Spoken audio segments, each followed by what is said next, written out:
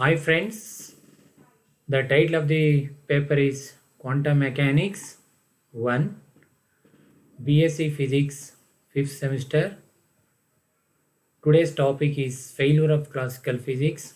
Myself, Dr. Jairamaya JR.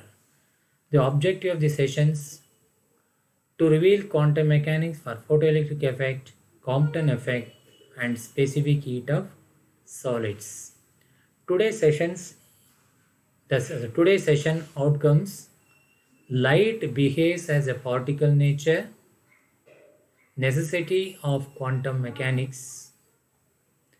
The title of the session is Particle Nature of Light. Light is a dual nature. One is a wave nature and the other one is particle nature of light. Today we are going to discuss the particle nature of light. The phenomenon such as photoelectric effect, black body radiation, Compton effect, and so on. These phenomena were explained by considering light of electromagnetic waves travel as energy packets in the form of h nu. The energy packets are called photons and behaves like a particles. The energy particles are behaves like a particles. The phenomenon like photoelectric effect, Compton effect, black body radiation, and so on exhibits the particle nature of light. Light is a dual nature. The phenomenon like interference, diffraction, polarization, etc. are explained by wave nature of light. The wave and particle nature of light are mutually exclusive. This point is important. The wave and particle nature of light are mutually exclusive. What do you mean by mutually exclusive? The mutually exclusive is a statistical term.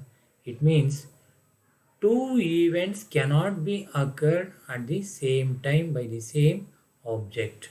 So that is the meaning of mutually exclusive. The examples of mutually exclusive. Suppose a person cannot take left turn and right turn simultaneously. Another example, a single coin is tossed. We can expect either head or tail. We cannot expect two. So that is the meaning of mutually exclusive. Here, light is a dual nature. Even the dual nature, so the wave and particle nature of light are mutually exclusive. The examples are given. What do you mean by mutually exclusive? Particles are localized in space. The particles are localized in space. The waves are delocalized in space. So this is the example why particles cannot interference. Particles are cannot interference because particles are localized. Waves are interference because waves are delocalized in space. Particles are localized. That's why interference cannot be happen in particles. Waves are delocalized. It means waves are interference can be takes place. None of wave or particle nature alone explain all the phenomenon associated with light. That means the single either a particle nature or wave nature cannot explain all the phenomenon of light. The wave nature is explain interference, diffraction, polarization, reflection and refraction etc. But wave nature cannot explain photoelectric effect, Compton effect, stability of the atom etc. But the particle nature is able to explain photoelectric effect, Compton effect, Raman effect, etc., but not explain the interference, diffraction, and polarization. So that is the meaning. None of wave or particle nature alone explain all the phenomenon associated with light. So that is the concept. Hence, the electromagnetic waves sometimes act like a wave and sometimes act like a particle. Thus, the light energy has a dual nature of wave and particle. Some multiple choice questions we are going to discuss. First question, change in wavelength delta lambda for Compton effect observed as dependent of incident wavelength, dependent of nature of scatter, dependent on the scattering angle, none of these.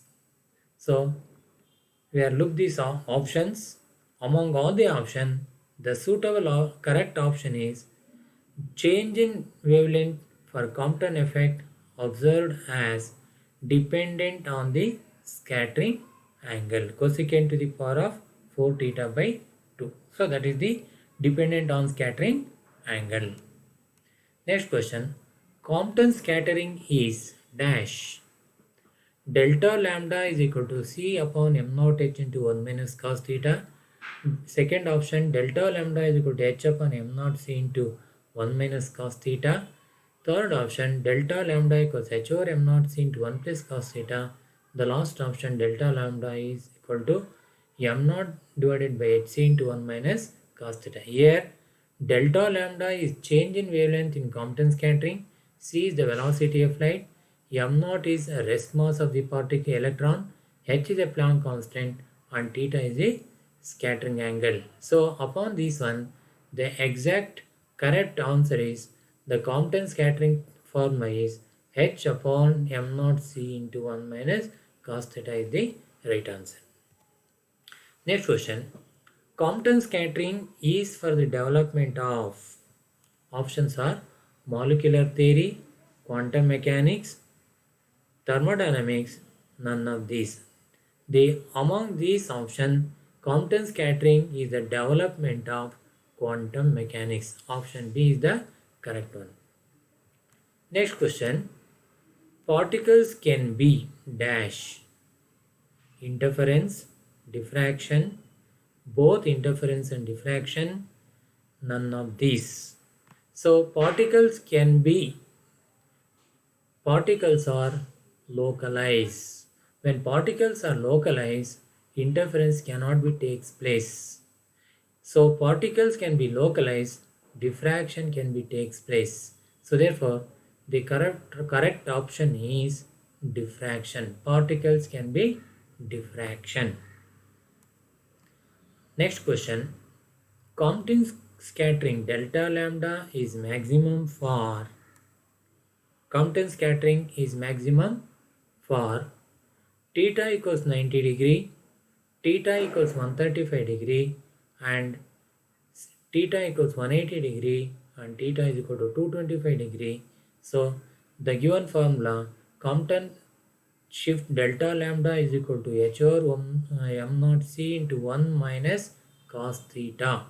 So cos 180 degree is minus 1, 1 minus of minus 1 is plus 2. Therefore, Compton scattering is maximum at scattering angle is 180 degree. Therefore, the correct option is theta equals 180 degree. Some references are given.